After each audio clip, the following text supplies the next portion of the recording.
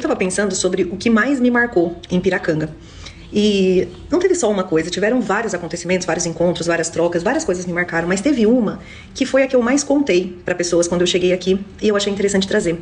Que quando a gente chegou no café da manhã do dia seguinte, a gente estava comendo, e aí o nosso anfitrião, Léo, chegou, morador lá, perguntando como é que a gente estava e quais as expectativas, enfim, o que a gente estava buscando.